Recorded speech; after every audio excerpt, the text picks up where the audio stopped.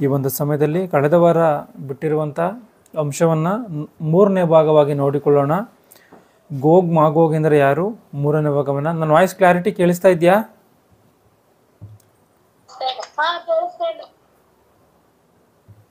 ಹಾಂ, ಒಂದು ವಾಕ್ಯವನ್ನು ಓದಿಕೊಂಡು ಮುಂದೆ ಸಾಗಿ ಹೋಗೋಣ. ಪ್ರಕಟಣೆ ಗ್ರಂಥ 12ನೇ ಅಧ್ಯಾಯ 17ನೇ ವಚನ. ಪ್ರಕಟಣೆ ಗ್ರಂಥ 12ನೇ ಅಧ್ಯಾಯ 17ನೇ ವಚನವನ್ನು ಗಮನಿಸಿ.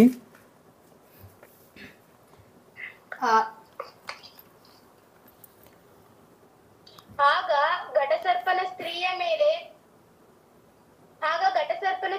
ಮೇಲೆ ಕೋಪಿಸಿಕೊಂಡು ಆಕೆಯ ಸಂತಾನದವರಲ್ಲಿ ಉಳಿದವರ ಮೇಲೆ, ಅಂದರೆ ದೇವರ ಆಜ್ಞೆಗಳನ್ನು ಕೈಕೊಂಡು ನಡೆದು ಯೇಸುವಿನ ವಿಷಯವಾದ ಸಾಕ್ಷಿಯನ್ನು ಹೇಳಿರುವವರ ಮೇಲೆ ಯುದ್ಧ ಮಾಡುವುದಕ್ಕೆ ಹೊರಟು ಸಮುದ್ರ ತೀರದ ಮರಳಿನ ಮೇಲೆ ನಿಂತನು.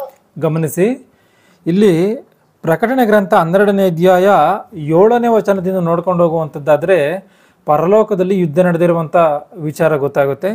ಆ ವಿಚಾರ ಆದಮೇಲೆ ಆತನು ಅಲ್ಲಿಂದ ದೊಬ್ಬಲ್ಪಟ್ಟಿರುವಂಥದ್ದು ಗೊತ್ತಾಗುತ್ತೆ. ಮತ್ತು ಪರಲೋಕದಲ್ಲಿ ಆತನು ಅವಮಾನವನ್ನು ಹೊಂದಿ ಯುದ್ಧದಲ್ಲಿ ಸೋತು ಭೂಮಿಯ ಮೇಲೆ ಆತನು ಸೋತು ಪರಲೋಕವನ್ನು ಕಳೆದುಕೊಂಡಂಥ ಸಿಟ್ಟಿನಲ್ಲಿ ಭೂಮಿಯ ಮೇಲಕ್ಕೆ ರೌದ್ರವುಳ್ಳವನಾಗಿ ದೇವರ ಮಕ್ಕಳಾದಂಥ ಮನುಷ್ಯರಿಗೆ ವಿರುದ್ಧವಾಗಿ ಬಂದಿದ್ದಾನೆ ಎನ್ನುವಂಥದ್ದು ಪ್ರಕಟಣೆ ಗ್ರಂಥ 12ನೇ ಅಧ್ಯಾಯ 12ನೇ ವಚನದಲ್ಲಿ ಗೊತ್ತಾಗುತ್ತೆ. ಅದನ್ನು ಗಮನಿಸಿ. ಪರಲೋಕವೇ ಅದರಲ್ಲಿ ವಾಸ ಮಾಡುವವರೇ ಹರ್ಷಗೊಳ್ಳಿರಿ, ಭೂಮಿಯೇ ಸಮುದ್ರವೇ ನಿಮ್ಮ ದುರ್ಗತಿಯನ್ನು ಏನು ಹೇಳಲಿ. ಸೈತಾನನು ತನಗಿರುವ ಕಾಲವು ಸ್ವಲ್ಪವೆಂದು ತಿಳಿದು ಮಹಾರೌದ್ರವುಳ್ಳವನಾಗಿ ನಿಮ್ಮ ಕಡೆಗೆ ಇಳಿದು ಬಂದಿದ್ದಾನೆ. ಆತನು ಅಲ್ಲಿಂದ ಇಳಿದು ಬಂದಿದ್ದಾನೆ.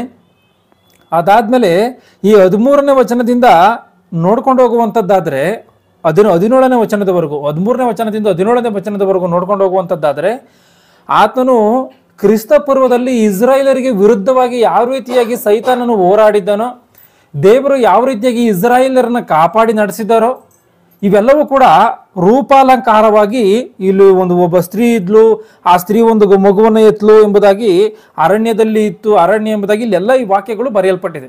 ಇವೆಲ್ಲವೂ ಕೂಡ ಈ ರೀತಿಯಾಗಿ ಹೇಳಿದ್ದಾದ್ಮೇಲಿಂದನ 17ನೇ ವಚನವನ್ನು ಗಮನಿಸುವಂಥದ್ದಾದರೆ, ಆಗ ಘಟಸರ್ಪನು ಸ್ತ್ರೀಯ ಮೇಲೆ ಕೋಪಿಸಿಕೊಂಡು, ಯಾಕೆಂದ್ರೆ ಸ್ತ್ರೀಯನ್ನು ನಾಶ ಮಾಡೋದಕ್ಕೋಸ್ಕರ ಸೈತಾನನು ಹೋಗ್ತಾನೆ. ಘಟಸರ್ಪನು ಅಂದ್ರೆ ಸೈತಾನನು. ಸ್ತ್ರೀ ಯಾರು ಅಂದ್ರೆ ಇಸ್ರಾಯೇಲಿನ ವಿಷಯದಲ್ಲಿ ಮಾತನಾಡುವಂಥ ಮಾತಿದು. ಗಮನಿಸಿ, ಈ ಒಂದು ಯೆಹೆಜ್ಕೇಲನ ಗ್ರಂಥ ಮತ್ತೆ ಯೆಶಾಯನ ಗ್ರಂಥವನ್ನು ನೋಡುವಂಥದ್ದಾದರೆ ದೇವರು ಇಸ್ರಾಯೇಲರನ್ನ ಒಂದು ಸ್ತ್ರೀಗೆ ಹೋಲಿಸಿ ಮಾತನಾಡ್ತಾರೆ. ನಾನೇ ನಿನ್ನ ಪತಿ, ನೀನು ಒಂದು ಸ್ತ್ರೀಯ ರೀತಿಯಲ್ಲಿ ಎಂಬುದಾಗಿ ಹೋಲಿಸಿ ಮಾತನಾಡ್ತಾರೆ. ಆ ಒಂದು ಸಂದರ್ಭಕ್ಕೆ ತಕ್ಕಂತೆ ಆ ಒಂದು ವಿಷಯವನ್ನೇ ಇಲ್ಲಿ ದೇವರಲ್ಲಿ ಬರೆಸ್ತಾ ಇದ್ದಾರೆ. ಆ ಒಂದು ಸ್ತ್ರೀ ವಿಷಯದಲ್ಲಿ ಅಂದರೆ ಇಸ್ರಾಯೇಲರ ವಿಷಯದಲ್ಲಿ 17ನೇ ವಚನದಲ್ಲಿ ಏನಾಗುತ್ತೆ ಅಂದರೆ, ಆಗ ಘಟಸರ್ಪನು ಸ್ತ್ರೀಯ ಮೇಲೆ ಕೋಪಿಸಿಕೊಂಡು, ನಿಮಗೆ 13ನೇ ವಚನದಿಂದ ಓದ್ತೀನಿ, ಅದನ್ನು ಗಮನಿಸಿ. ಘಟಸರ್ಪನು ತಾನು ದೊಬ್ಬಲ್ಪಟ್ಟು ಭೂಮಿಗೆ ಬಿದ್ದಿರುವುದನ್ನು ಕಂಡು ಗಂಡು ಮಗುವನ್ನು ಹೆತ್ತ ಆ ಸ್ತ್ರೀಯನ್ನು ಹಿಂಸಿಸುವುದಕ್ಕೆ ಅಟ್ಟಿಸಿಕೊಂಡು ಹೋದನು. ಆ ಸ್ತ್ರೀಯು ಅರಣ್ಯದಲ್ಲಿದ್ದ ತನ್ನ ಸ್ಥಳಕ್ಕೆ ಹಾರಿ ಹೋಗುವುದಕ್ಕಾಗಿ ಆಕೆಗೆ ದೊಡ್ಡ ಗರುಡ ಪಕ್ಷಿಯ 2 ರೆಕ್ಕೆಗಳು ಕೊಡಲ್ಪಟ್ಟವು. ಅಲ್ಲಿ 1 ಕಾಲ 2 ಕಾಲ ಅರ್ಧ ಕಾಲ ಸರ್ಪನ ಮುಖಕ್ಕೆ ಮರೆಯಾಗಿ ಪೋಷಣೆ ಹೊಂದುತ್ತಾಳೆ.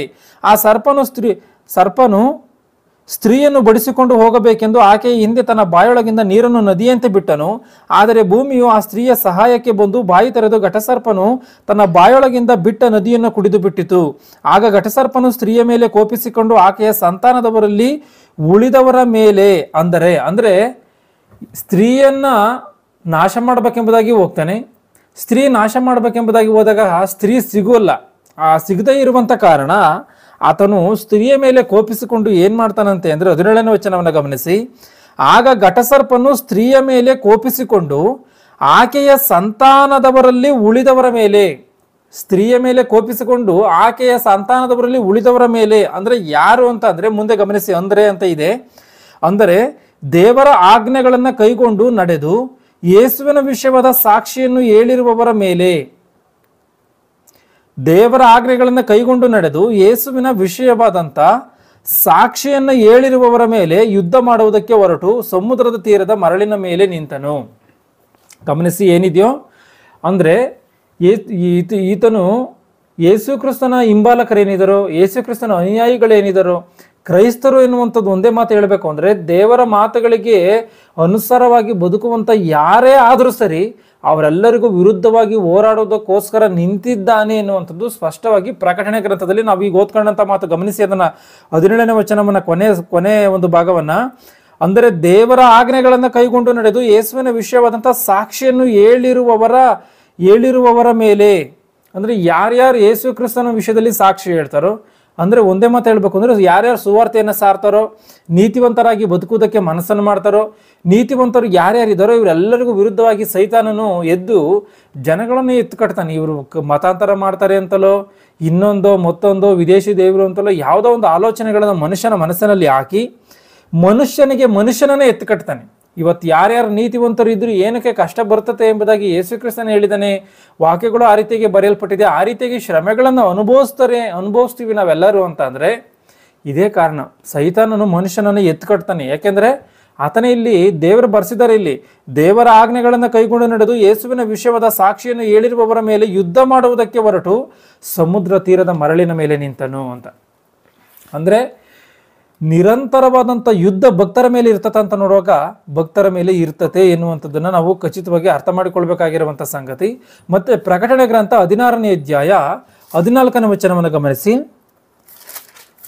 ಪ್ರಕಟಣೆ ಗ್ರಂಥ 16ನೇ ಅಧ್ಯಾಯ 14ನೇ ವಚನ 15ನೇ ವಚನವನ್ನು ಗಮನಿಸಿ. ಮಹತ್ ಕಾರ್ಯಗಳನ್ನು ಮಾಡುವ ದೇವಗಳು ಲೋಕದಲ್ಲೆಲ್ಲಿಯೂ ಇರುವ ರಾಜರ ಬಳಿಗೆ ಹೋಗಿ ಸರ್ವಶಕ್ತನಾದ ದೇವರ ಮಹಾದಿನದಲ್ಲಾಗುವ ಯುದ್ಧಕ್ಕೆ ಅವರನ್ನು ಕೂಡಿಸುವವು.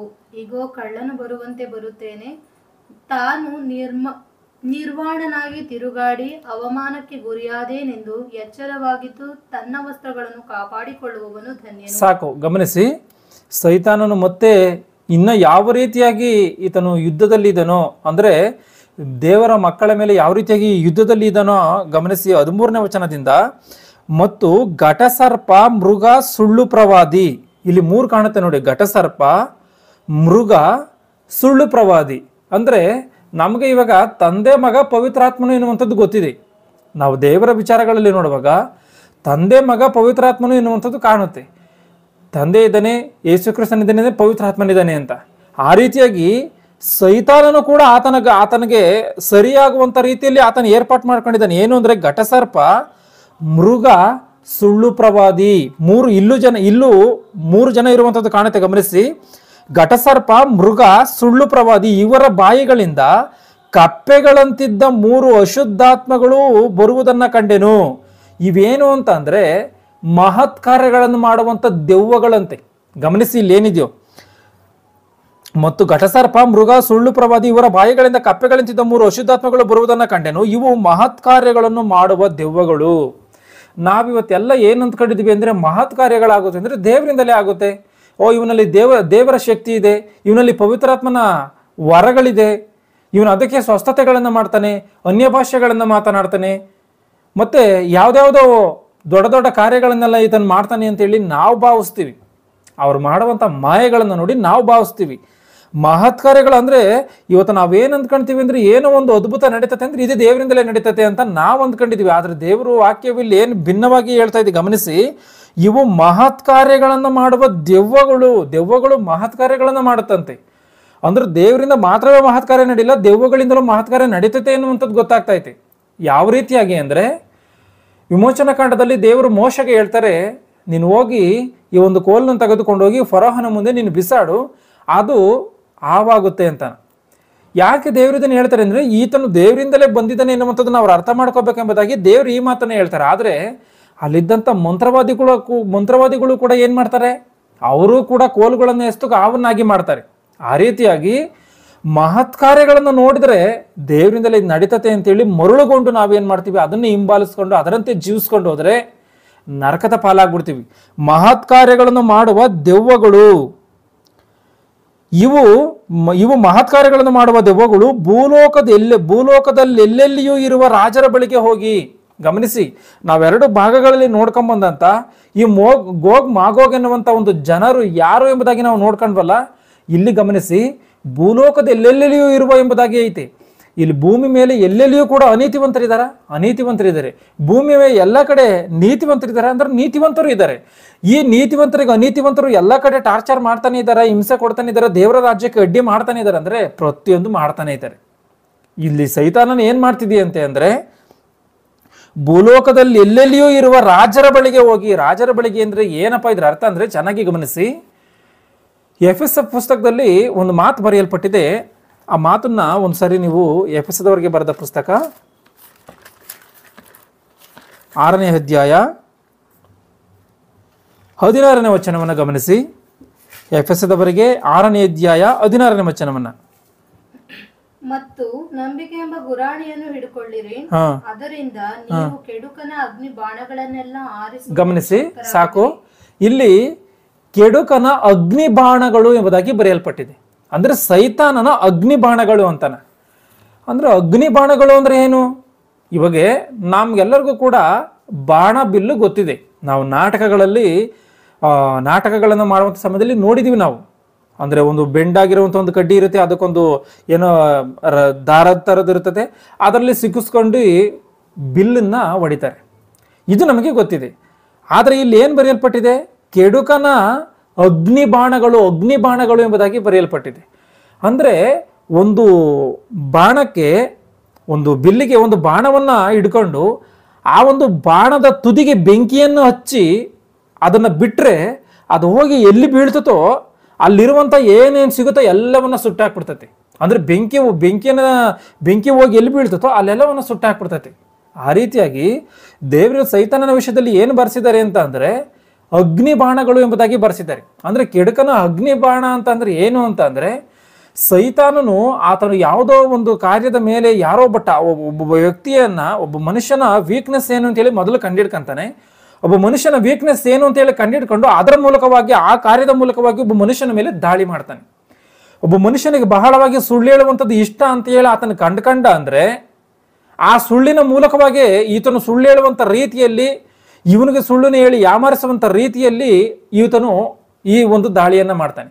ಆ ದಾಳಿ ಮಾಡ್ತಿದ್ದಂಗೆ ಏನಾಗುತ್ತೆ ಅಂತ ಅಂದ್ರೆ, ಅವನು ಅಷ್ಟು ಜನ ಸುಳ್ಳು ಹೇಳಿ ಅವನ ಸುತ್ತಮುತ್ತಲು ಇರುವಂಥ ಜನವನ್ನೆಲ್ಲ ಹಾಳು ಮಾಡಾಕ್ಬೇಕು, ಆ ರೀತಿಯಾಗಿ ಮಾಡ್ತಾನೆ. ಇಲ್ಲಿ ಗಮನಿಸಿ, ಇಲ್ಲಿ ಏನಿದೆಯೋ, ಇವು ಮಹತ್ ಕಾರ್ಯಗಳನ್ನು ಮಾಡುವ ದೆವ್ವಗಳು ಭೂಲೋಕದಲ್ಲೆಲ್ಲಿಯೂ ಇರುವ ರಾಜರ ಬಳಿಗೆ ಹೋಗಿ ಅಂದ್ರೆ, ಯಾಕೆ ರಾಜರ ಬಳಿಗೆ ಸೈತಾನನು ಹೋಗ್ತಾನೆ?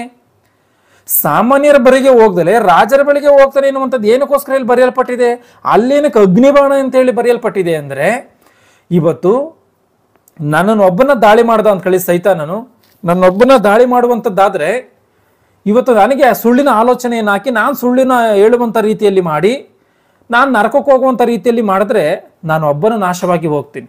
ಅದೇ ಒಂದು ವೇಳೆ ಒಬ್ಬ ಸೇವಕನಿದ್ದೀನಿ, ಈಗ ನಾನು ಇನ್ನು 10,000 ಜನ 1,000 ಜನಕ್ಕೆ ನಾನು ದೇವರ ವಾಕ್ಯವನ್ನು ಹೇಳ್ತಾ ಇದ್ದೀನಿ ಅಂತ ಹೇಳಿ, ನನ್ನಲ್ಲಿ ಒಂದು ವೇಳೆ ದೇವರ ವಾಕ್ಯಕ್ಕೆ ವಿರುದ್ಧವಾಗಿರುವಂಥ, ದೇವರ ವಾಕ್ಯಕ್ಕೆ ಭಿನ್ನವಾಗಿರುವಂಥ ರೀತಿಯಲ್ಲಿ ನಾನು ಬೋಧನೆ ಮಾಡುವಂಥ ರೀತಿಯಲ್ಲಿ ನನ್ನನ್ನು ಏರ್ಪಾಟ್ ಮಾಡಿದ್ರೆ, ನನಗೆ ಪ್ರೇರೇಪಣೆ ಕೊಟ್ಟರೆ, ನಾನು ಬೈಬಲಲ್ಲಿರುವಂಥ ಯಾವುದೇ ಮಾತುಗಳನ್ನು ಸುಳ್ಳಾಗಿ ನಾನು ಹೇಳ್ಬಿಟ್ರೆ, ಈ ಮಾತುಗಳಿಗೆ ಈ ಅರ್ಥ ಅಲ್ಲ ಅಂತ ಹೇಳಿ ಸುಳ್ಳು ಸೇರಿಸ್ಕೊಂಡು ಸುಳ್ಳನ್ನು ನಾನು ಹೇಳ್ಬಿಟ್ರೆ, ನಾನು ಮತ್ತೆ ನನ್ನ ಬೋಧನೆಯನ್ನು ಕೇಳಿದಂಥವ್ರೆಲ್ಲರೂ ಕೂಡ ನರಕಕ್ಕೆ ಹೋಗ್ಬಿಡ್ತಾರೆ. ಯಾಕೆಂದ್ರೆ ಆ ಸುಳ್ಳನ್ನೇ ಸತ್ಯ ಅಂತೇಳಿ ನಂಬಿ ಅದರಂತೆ ಜೀವಿಸಿ ದೇವರ ಕೆಲಸವನ್ನು ಸರಿಯಾದಂಥ ರೀತಿಯಲ್ಲಿ ಮಾಡದೆ ನರಕಕ್ಕೆ ಹೋಗ್ಬಿಡ್ತಾನೆ. ದೇವರಿಗೋಸ್ಕರ ಸರಿಯಾಗಿ ಬದುಕ್ತಿಲ್ಲ ಇದ್ರೆ ಪರಲೋಕ ಇಲ್ಲ. ದೇವರಿಗೋಸ್ಕರ ಸರಿಯಾಗಿ ಬದುಕಬೇಕಂದ್ರೆ ದೇವ್ರ ಮಾತುಗಳನ್ನು ಸರಿಯಾಗಿ ಅರ್ಥ ಮಾಡ್ಕೋಬೇಕು. ಈಗ ನಾನು ಸರಿಯಾಗಿ ಹೇಳಿದ್ರೆ ಅವ್ರು ಸರಿಯಾಗಿ ಅರ್ಥ ಮಾಡ್ಕೊಂಡು ಸರಿಯಾಗಿ ಬದುಕೋದಕ್ಕಾಗುತ್ತೆ, ದೇವ್ರ ಕೆಲಸ ಮಾಡೋದಕ್ಕಾಗ್ತದೆ. ನಾನೇನಾದ್ರೂ ತಪ್ಪನ್ನ ಹೇಳ್ಬಿಟ್ರೆ, ನೀವೇನು ಮಾಡೋದ್ ಬೇಕಿಲ್ಲ, ಯಾವಾಗಲೂ ಭಜನೆ ಮಾಡ್ಕೊಂಡು ಕದಾಕಂ ಪ್ರೇಯರ್ ಮಾಡ್ಕೊಂಡು ಕೂತ್ಕೊಂಡ್ರೆ ಸಾಕು, ನೀವು ಪರಲೋಕಕ್ಕೆ ಹೋಗ್ತೀರಿ ಅಂತೇಳಿ ನಾನು ಈ ರೀತಿಯಾಗಿ ಹೇಳ್ಬಿಟ್ರೆ ಆ ಜನ ಎಲ್ಲ ಅದನ್ನೇ ಪಾಲಿಸಿ ನರಕಕ್ಕೆ ಹೋಗ್ಬಿಡ್ತಾರೆ. ಇದು ಅಗ್ನಿಬಾಣ ಅಂದ್ರೆ, ಸೈತಾನನ ಹಾಕಿದ್ದ ನನಗೆ ಟಾರ್ಗೆಟು, ಸೈತಾನನ ಹೊಡೆದಿದ್ದಂತ ನನಗೆ ಆ ಅಗ್ನಿಬಾಣ ನನ್ನ ಸುತ್ತಮುತ್ತಲಿನ ಜನವನ್ನೆಲ್ಲ ಸುಟ್ಟುಬಿಡ್ತು. ಆ ರೀತಿಯಾಗಿ ಯಾಕೆ ರಾಜರ ಬಳಿಗೆ ಹೋಗ್ತಾನೆ ಅಂತ ಅಂದ್ರೆ, ಇವತ್ತಿನ ಪೊಲಿಟಿಷಿಯನ್ಗಳು ಏನಿದ್ದಾರೆ, ಈಗ ಒಬ್ರು ಪ್ರಧಾನಿ ಇದ್ದಾರೆ ಅಂದ್ಕೊಳ್ಳಿ, ಒಂದು ದೇಶಕ್ಕೆ ಒಬ್ರು ಅಧಿಕಾರಿ ಇದ್ದಾನೆ ಅಂದ್ಕೊಳ್ಳಿ, ಆ ಅಧಿಕಾರಿ ಏನ್ ರೂಲ್ಸ್ ಅನ್ನು ಮಾಡ್ತಾನೋ ಎಲ್ಲಾ ದೇಶದ ಜನಗಳು ಎಲ್ಲರೂ ಕೂಡ ಅದನ್ನ ಪಾಲಿಸ್ಬೇಕು. ಯಾಕೆಂದ್ರೆ ಮೋದಿಯವರು ಒಂದ್ಸಾರಿ ನೋಟ್ ಬ್ಯಾನ್ ಅಂತಿದ್ದಂಗೆ ನೋಟ್ ಬ್ಯಾನ್ ಆಗೋಯ್ತು. ಹಳೆ ನೋಟುಗಳು ಯಾವನ್ನು ಕೂಡ ಚಲಾವಣೆಯಲ್ಲಿಲ್ಲ. ಆ ರೀತಿಯಾಗಿ ಆತನೇನೋ ದೇವರ ಕಾರ್ಯಕ್ಕೆ, ದೇವರ ಆಲೋಚನೆಗಳಿಗೆ, ದೇವರ ವಾಕ್ಯಗಳಿಗೆ ವ್ಯತಿರೇಕವಾಗಿರುವಂಥ ಒಂದು ಕಾನೂನನ್ನು ಆತನಿಂದ ಮಾಡಿಸ್ಬಿಟ್ರೆ ಸಾಕು, ಇಡೀ ದೇಶದಲ್ಲಿರುವಂಥ ಎಲ್ಲ ಜನಗಳನ್ನ ನರಕಕ್ಕೆ ತೆಗೆದುಕೊಂಡು ಹೋಗ್ಬಿಡ್ಬೋದು ಎನ್ನುವಂಥದ್ದು ಸೈತಾನನ ಆಲೋಚನೆ. ಗಮನಿಸಿ, ಅದಕ್ಕೆ ದೇವರ ವಾಕ್ಯಗಳು ಏನು ಬರೆಯಲ್ಪಟ್ಟಿದೆ ಅಂದ್ರೆ, ಸೈತಾನನ ಅಗಾಧ ತಂತ್ರೋಪಾಯಗಳು ಅಂತ ಹೇಳಿ ಬರೆಯಲ್ಪಟ್ಟಿದೆ. ಈ ಮಾತುಗಳೆಲ್ಲ ಓದೇ ಇರ್ತೀರ. ಸೈತಾನನ ಅಗಾಧ ತಂತ್ರೋಪಾಯಗಳು ಅಂತ ಅಂದ್ರೆ, ಆತನ ತಂತ್ರಗಳು ಅಷ್ಟು ಅಗಾಧವಾಗಿರ್ತದೆ. ಮನುಷ್ಯನ ಮೇಲೆ ಮಾಡುವಂಥ ದಾಳಿಗಳು ಅಂತ ಭಯಂಕರವಾಗಿ ಭೀಕರವಾಗಿ ಇರ್ತದೆ. ಇಂಥ ಒಂದು ರಾಜರ ಬಳಿಗೆ ಹೋಗಿ ಸರ್ವಶಕ್ತನಾದ ದೇವರ ಮಹಾದಿನದಲ್ಲಾಗುವ ಯುದ್ಧಕ್ಕೆ ಅವರನ್ನ ಕೂಡಿಸುವವು.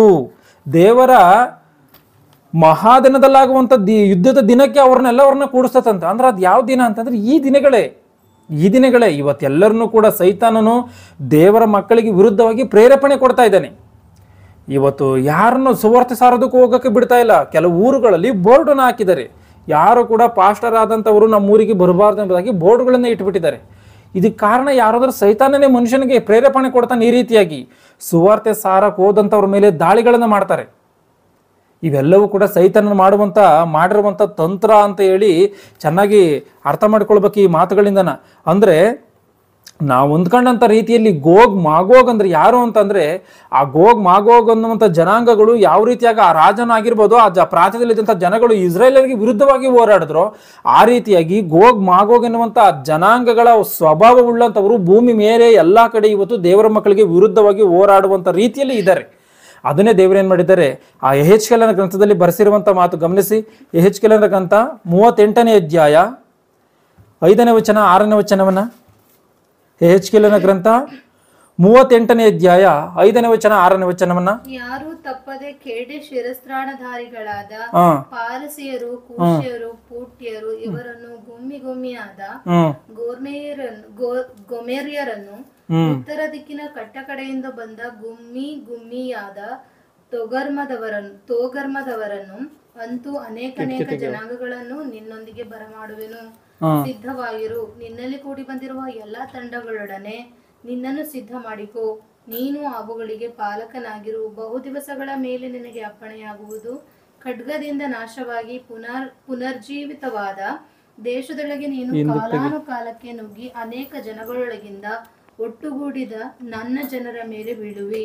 ಹೌದು, ಜನಾಂಗಗಳೊಳಗಿಂದ.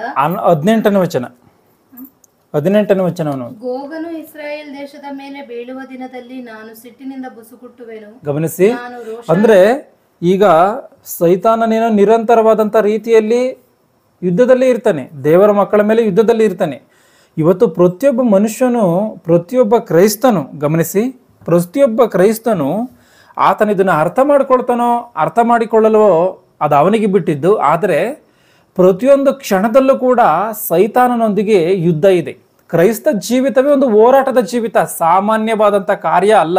ಒಬ್ಬ ಮನುಷ್ಯನು ಈ ಲೋಕದಲ್ಲಿ ಕ್ರೈಸ್ತನಾಗಿ ನೀತಿವಂತನಾಗಿ ಬದುಕಬೇಕು ಅಂದರೆ, ದೇವರ ಭಕ್ತನಾಗಿ ಬದುಕಬೇಕು ಅಂದರೆ ಭಯಂಕರವಾದಂಥ ಕಾರ್ಯ, ಅದು ಸಾಮಾನ್ಯವಾದಂಥದ್ದಲ್ಲ. ಯಾಕೆಂದ್ರೆ ನಾವು ಅಂದ್ಕೊಂಡಂಥ ರೀತಿಯಲ್ಲಿ ಏನೋ ಒಂದು ದಿನ ಚರ್ಚ್ಗೆ ಹೋಗಿ ಬಂದರೆ ಮುಗಿದೋಯ್ತು, ಒಂದಿನ ಪ್ರಾರ್ಥನೆ ಮಾಡಿದ್ರೆ ಮುಗಿದೋಯ್ತು, ಯಾರೋ ಒಬ್ಬ ಯಾವತ್ತೋ ಸಿಕ್ಕಿರೋ ಒಂದು ದೇವ್ರ ಮಾತನ್ನು ಹೇಳಿದ್ರೆ ಮುಗಿದೋಯ್ತು, ನಾವು ಪರಲೋಕವನ್ನು ಸೇರ್ಕೊಂಡ್ಬಿಡ್ತೀವಿ ಅಂತಂದರೆ ಇದು ನಮ್ಮ ಭ್ರಮೆ. ಸೈತಾನನ ಆ ರೀತಿಯಾಗಿ ನಮ್ಮನ್ನು ದಾಳಿ ಮಾಡಿದ್ದಾನೆ ಎನ್ನುವಂಥದ್ದನ್ನು ನಾವು ಅರ್ಥ ಮಾಡಿಕೊಳ್ಬೇಕು.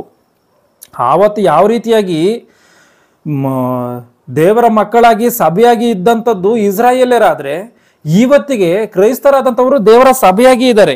ಆಗಿರುವಂಥ ರೀತಿಯಲ್ಲಿ ಸೈತಾನನು ಹಲವಾರು ತೊಂದರೆಗಳನ್ನು ಮಾಡ್ತಾ, ಹಲವಾರು ಕಷ್ಟಗಳನ್ನು ಕೊಡ್ತಾ. ಯಾಕೆಂತಂದ್ರೆ 1ನೇ ಶತಮಾನದಲ್ಲಿ ನೋಡುವಾಗ ಭಯಂಕರವಾದ ಶ್ರಮೆಗಳನ್ನು ನೋಡ್ಕೊಂಡಿದ್ದೀವಿ ನಾವು.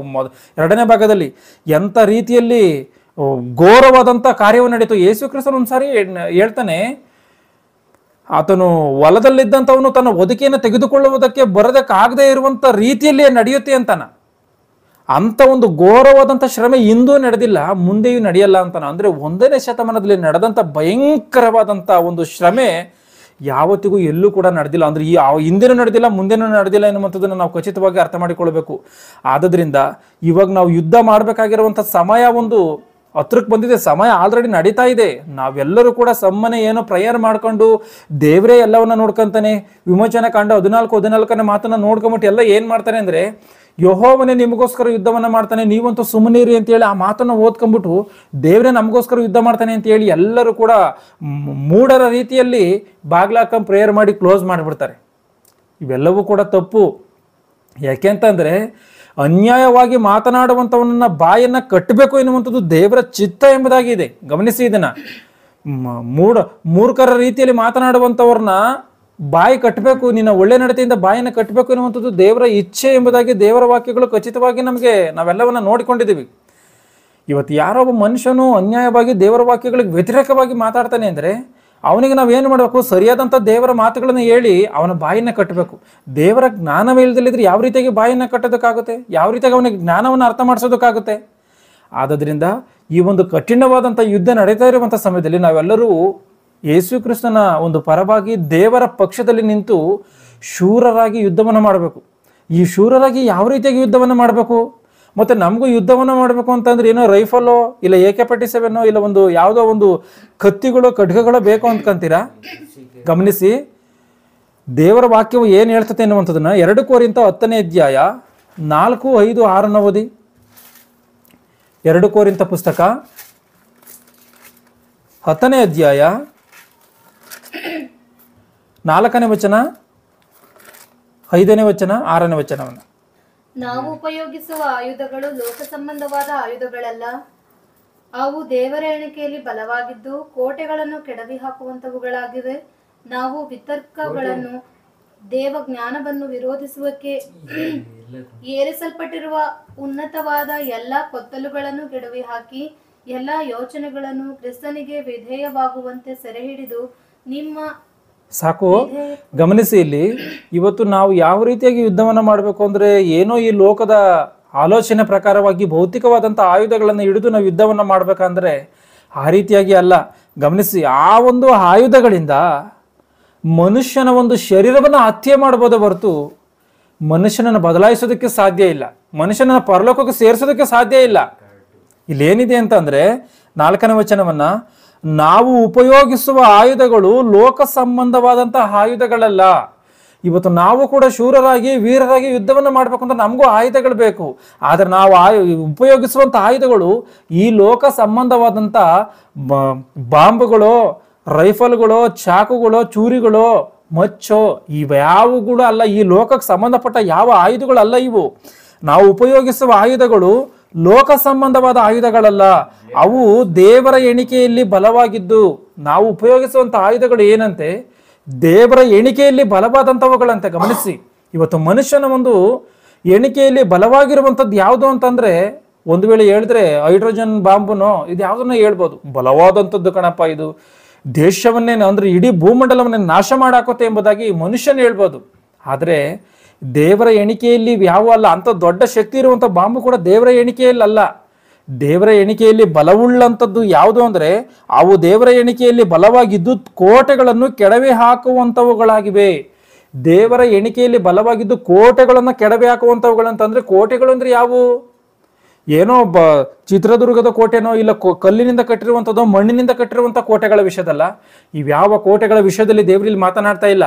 ಅಂದ್ರೆ ಮನುಷ್ಯನ ಮನಸ್ಸಿನಲ್ಲಿ ಹಲವಾರು ಪಾಪದ ಕಾರ್ಯಗಳು ಕೋಟೆಯ ರೀತಿಯಲ್ಲಿ ಕಟ್ಟಲ್ಪಟ್ಟಿರ್ತದೆ. ಕೋಟೆಯ ರೀತಿಯಲ್ಲಿ ಯಾವುದೇ ಕಾರಣಕ್ಕೂ ಅವು ಒಲಗಡಿಸೋದಕ್ಕೆ ಸಾಧ್ಯ ಇಲ್ಲ. ಒಬ್ಬ ಮನುಷ್ಯನು ಅತಿಯಾದಂಥ ರೀತಿಯಲ್ಲಿ ಈ ಒಂದು ಜ್ಯೋತಿಷ್ಯವನ್ನು ನಂಬುಟ ಅಂದ್ಕೊಳ್ಳಿ. ಆತನು ಏನು ಜ್ಯೋತಿಷ್ಯ ಶಾಸ್ತ್ರ ಎಂಬುದಾಗಿ ಏನಿದೆಯೋ ಅದನ್ನು ಬಲವಾಗಿ ನಂಬುವಂಥವರು ಎಷ್ಟರ ಮಟ್ಟಿಗೆ ನಂಬಿರ್ತಾರೆ ಅಂತಂದರೆ, ಜ್ಯೋತಿಷ್ಯಕ್ಕೋಸ್ಕರನೇ ಎಷ್ಟು ದುಡ್ಡು ಬೇಕಾದರೂ ಕೊಡೋದಕ್ಕೆ ರೆಡಿ ಆಗ್ತಾರೆ. ಜ್ಯೋತಿಷ್ಯಕ್ಕೋಸ್ಕರವೇ ಎಂಥ ಒಂದು ಪ್ರಾಣ ಬಲಿ ಮಾಡೋದಕ್ಕೂ ಕೂಡ ಸಿದ್ಧನಾಗಿ ಹೋಗ್ತಾನೆ. ಯಾಕೆ ಅಂತಂದ್ರೆ ನಮ್ಗೆಲ್ಲರಿಗೂ ಗೊತ್ತಿರುವಂಥ ಒಂದು ಸಂಗತಿನೇ, ಒಬ್ಬ ತಂದೆ ತನ್ನ ಮಕ್ಕಳನ್ನ ಆತನೇನೋ ಈ ಒಂದು ಕ್ಷುದ್ರ ಪೂಜೆ ಎಂಬುದಾಗಿ ಆತನೇನೋ ಭಾವಿಸಿ ಈ ಪೂಜೆಗಳಿಗೋಸ್ಕರ ತನ್ನ ಮಕ್ಕಳನ್ನೇ ಕೊಂದಾಕಿರುವಂಥ ಒಂದು ಘಟನೆಗಳು ನಡೆದಿದೆ. ಗಮನಿಸಿ, ಅಂದ್ರೆ ಒಬ್ಬ ಮನುಷ್ಯನಿಗೆ ಸುಳ್ಳು ಎನ್ನುವಂಥದ್ದು ಈ ರೀತಿಯಾಗಿ ಕೋಟೆಯ ರೀತಿಯಲ್ಲಿ ಕಟ್ಟಲ್ಪಟ್ಟಿದೆಯಾ ಅಂತ ನೋಡಿದ್ರೆ, ಸೈತಾನನ ಆ ರೀತಿಯಾಗಿ ಕೋಟೆಯ ರೀತಿಯಲ್ಲಿ ಕಟ್ಟಿದ್ದಾರೆ. ಸುಳ್ಳುಗಳು ಕೋಟೆಯ ರೀತಿಯಲ್ಲಿ ಇರ್ತದೆ ಅವರ ಮನಸ್ಸಿನಲ್ಲಿ. ಯಾವುದೇ ಕಾರಣಕ್ಕೂ ಅವರ ಆ ಒಂದು ಮೋಸದ ಆ ಒಂದು ಮಾಯೆಯ ವಿಷಯದಿಂದ ಅವರು ಈಚೆಗೆ ಬರಲ್ಲ, ಅದನ್ನು ಬದಲಾಯಿಸ್ಕೊಳ್ಳಲ್ಲ. ಯಾವುದೇ ಕಾರಣಕ್ಕೂ ಬದಲಾವಣೆ ಎನ್ನುವಂಥದ್ದು ಇರಲ್ಲ. ಆ ರೀತಿಯಾಗಿ ದೇವರಿಗೆ ವ್ಯತಿರೇಕವಾದಂಥ ಕಾರ್ಯಗಳಿರ್ತದೆ. ಅದು ಜ್ಯೋತಿಷ್ಯ ಶಾಸ್ತ್ರವಾಗಿರ್ಬೋದು, ವ್ಯಭಿಚಾರವೇ ಆಗಿರ್ಬೋದು, ಕಳ್ಳತನವೇ ಆಗಿರ್ಬೋದು, ಇಲ್ಲ ಇನ್ನೊಂದು ಮತ್ತೊಂದು ಯಾವುದೇ ಪಾಪದ ಕಾರ್ಯಗಳಾಗಿರ್ಬೋದು. ಅವರ ಮನಸ್ಸಿನಲ್ಲಿ ಅದು ಗೂಡು ಕಟ್ಟಿಕೊಂಡ್ರೆ ಇವತ್ತು ಬಿನ್ ಲ್ಯಾಡನ್ ಅಂತವರು, ವೀರಪ್ಪನ್ ಅಂತವರು, ಇವರೆಲ್ಲ ಏನು ಇವ್ರದು?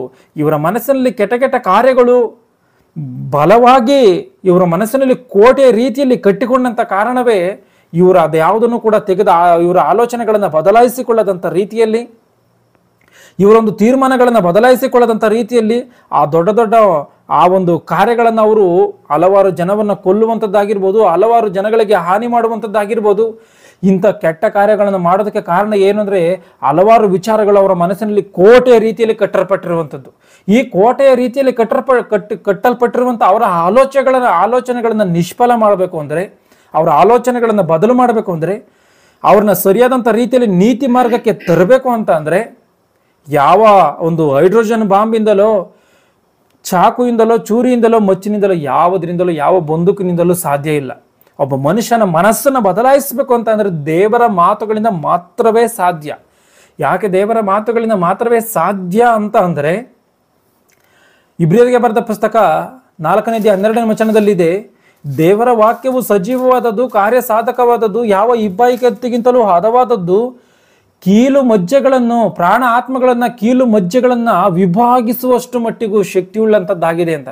ಅಂದ್ರೆ ಒಬ್ಬ ಮನುಷ್ಯನ ಆಲೋಚನೆಗಳು ಏನಿದೆಯೋ ಆ ಆಲೋಚನೆಗಳನ್ನು ವಿವೇಚನೆ ಮಾಡುವಂಥದ್ದು ದೇವರ ಮಾತುಗಳು. ಲೂಕನ ಬರೆದ ಸುವಾರ್ತೆಯಲ್ಲಿ ಒಬ್ಬ ಜಕ್ಕಾಯನೆನ್ನುವಂಥವನಿದ್ದಾನೆ. ಈ ಜಕ್ಕಾಯನೆನ್ನುವಂಥವನು ಆತನು ಹಲವಾರು ಜನಗಳಿಂದ ಎಷ್ಟೋ ಹಣವನ್ನು ಆತನು ಬಲವಂತವಾಗಿ ಎಳೆದುಕೊಂಡು ಶ್ರೀಮಂತನಾಗಿರ್ತಾನೆ.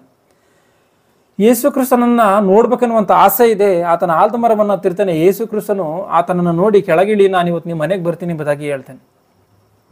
ಅಂದರೆ ಹಣದ ಆಸೆ ಎನ್ನುವಂಥದ್ದು ಅವನ ಮನಸ್ಸಿನಲ್ಲಿ ಅಷ್ಟು ದೊಡ್ಡದಂಥ ರೀತಿಯಲ್ಲಿ ಕೋಟೆಯ ರೀತಿಯಲ್ಲಿ ಕಟ್ಟಿದೆಯಾ ಅಂತ ನೋಡೋಕೆ ಕೋಟೆಯ ರೀತಿಯಲ್ಲಿ ಕಟ್ಟಿದೆ. ಆದರೆ ಯೇಸು ಕ್ರಿಸ್ತನ್ ಏನಂತ ಹೇಳ್ತಾರೆ, ಯೇಸು ಕ್ರಿಸ್ತನ ಮಾಡುವಂಥ ಬೋಧನೆಗಳನ್ನೆಲ್ಲ ಆತನು ಕೇಳಿದ್ದಾನೆ, ಯೇಸು ಕ್ರಿಸ್ತನ ಬಗ್ಗೆ ತಿಳ್ಕೊಂಡಿರುವಂಥ ಕಾರಣವೇ ಆತನ ಆಲದ ಮರವನ್ನು ಹೊತ್ತಿದ್ದಾನೆ. ಆತ ಆ ಮಹಾನ್ ಭಾವನ ನಾನು ನೋಡಬೇಕು ಎಂಬುದಾಗಿ. ಆತನ ಯೇಸು ಕ್ರಿಸ್ತನ್ಗೆ ಏನಂತ ಹೇಳ್ತಾನೆ, ಸ್ವಾಮಿ ಈಗೋ ನನ್ನ ಆಸ್ತಿಯಲ್ಲಿ ಅರ್ಧ ಆಸ್ತಿಯನ್ನು ನಾನು ಬಡವರಿಗೆ ಕೊಡ್ತಾ ಇದ್ದೀನಿ, ಅನ್ಯಾಯವಾಗಿ ಯಾರಿಂದ ಏನಾದರೂ ಎಳ್ಕೊಂಡು 4ರಷ್ಟು ಹಿಂದಕ್ಕೆ ಕೊಡ್ತಾ ಇದ್ದೀನಿ ಅಂತಾನ.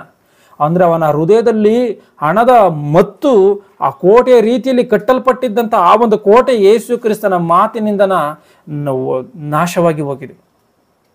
ಆ ರೀತಿಯಾಗಿ ಕ್ರೈಸ್ತರು ದೇವರ ಮಾತುಗಳನ್ನು ಹಿಡಿದುಕೊಂಡು ಮನುಷ್ಯನ ಮನಸ್ಸಿನಲ್ಲಿ ಕಟ್ಟಿರುವಂಥ ಕೋಟೆಯ ರೀತಿಯಲ್ಲಿರುವಂಥ ಆ ಒಂದು ಆಲೋಚನೆಗಳನ್ನು ಇವೆಲ್ಲವೂ ಕೂಡ ನೆಲ ಸಮ ಮಾಡಬೇಕು. ಮುಂದೆ ಅದಿದೆ ಗಮನಿಸಿ 5ನೇ ವಚನವನ್ನ, ನಾವು ವಿತರ್ಕಗಳನ್ನು ದೇವ ಜ್ಞಾನವನ್ನು ವಿರೋಧಿಸುವುದಕ್ಕೆ ಏರಿಸಲ್ಪಟ್ಟಿರುವ ವಿತರ್ಕಗಳನ್ನ ದೇವರ ವಿಷಯದಲ್ಲಿ ಆಗಿರ್ಬೋದು, ಇವತ್ತು ಬೈಬಲ್ ವಿಷಯದಲ್ಲಿ ಆಗಿರ್ಬೋದು, ನೀತಿ ಕಾರ್ಯಗಳ ವಿಷಯದಲ್ಲಿ ಈ ವಿತರ್ಕಗಳಿರ್ತತೆ. ಆ ಗ್ರಹಗಳಲ್ಲಿ ಬುದ್ಧಿಜೀವಿಗಳಿದೆ, ಈ ಗ್ರಹದಲ್ಲಿ ಹೋಗಿ ವಾಸ ಮಾಡ್ಬೋದು, ಇವೆಲ್ಲವೂ ಕೂಡ ಕೆಲಸಕ್ಕೆ ಬಾರದಲ್ಲಿ ಇರುವಂಥ ಕಾರ್ಯಗಳು. ಇಂಥ ಒಂದು ವಿತರ್ಕಗಳನ್ನು ದೇವಜ್ಞಾನವನ್ನು ವಿರೋಧಿಸುವುದಕ್ಕೆ ಏರಿಸಲ್ಪಟ್ಟಿರುವ ಎಲ್ಲ ಉನ್ನತವಾದ ಎಲ್ಲ ಕೊತ್ತಲುಗಳನ್ನು, ಅಂದರೆ ದೇವರ ಜ್ಞಾನವನ್ನು ವಿರೋಧಿಸುವುದಕ್ಕೆ ಇರುವಂಥ ಎಲ್ಲ ಆಲೋಚನೆಗಳನ್ನು, ಎಲ್ಲ ಜ್ಞಾನಗಳನ್ನು ಇವತ್ತು ಮನುಷ್ಯನು ದೇವರೇನೋ ನಾನು ನಿಮ್ಮನ್ನು ಮಾಡಿದ್ದೀನಿ ಕಣಪ್ಪ ಎಂಬುದಾಗಿ ಮನುಷ್ಯನನ್ನು ಮಾಡಿರುವಂಥದ್ದು ದೇವರು ಎಂಬುದಾಗಿ ಆತನ ಬರೆಸಿಕೊಟ್ರೆ ಮಂಗನಿಂದ ಮಾನವ ಆಗಿದ್ದಾನೆ ಎಂಬುದಾಗಿ ಈ ಮನುಷ್ಯನು ಭಾವಿಸ್ತಾನೆ. ಗಮನಿಸಿ, ಮನುಷ್ಯನ ಆ ರೀತಿಯಾಗಿ ಪ್ರಪಂಚವೆಲ್ಲ ಆ ರೀತಿಯಾಗಿ ನಂಬಿದೆ.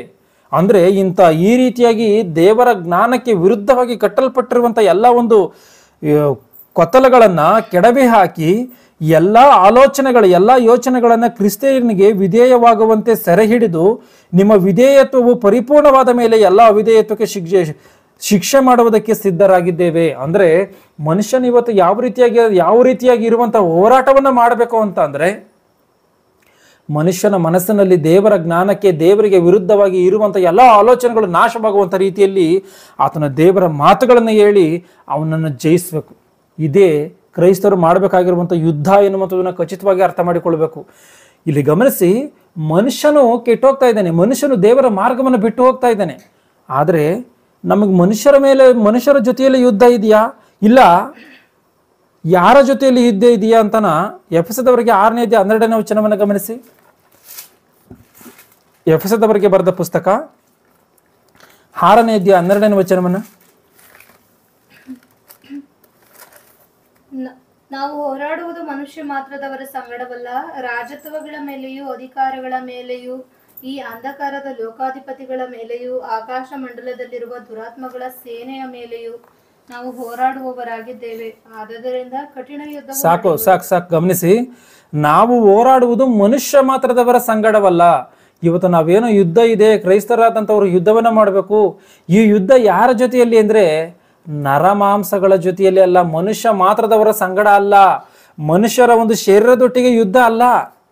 ಗಮನಿಸಿ, ಮನುಷ್ಯನಲ್ಲ ವಿರೋಧಿ. ಇದಕ್ಕೆ ನಾವು ಹೋರಾಡುವುದು ಮನುಷ್ಯ ಮಾತ್ರದವರ ಸಂಗಡವಲ್ಲ, ರಾಜತ್ವಗಳ ಮೇಲೆಯೂ ಅಧಿಕಾರಗಳ ಮೇಲೆಯೂ ಈ ಅಂಧಕಾರದ ಲೋಕಾಧಿಪತಿಗಳ ಮೇಲೆಯೂ ಆಕಾಶ ಮಂಡಲದಲ್ಲಿರುವ ದುರಾತ್ಮ ಸೇನೆಗಳ ಮೇಲೆಯೂ. ಗಮನಿಸಿ ಏನಿದೆಯೋ ಅಂತಾನ.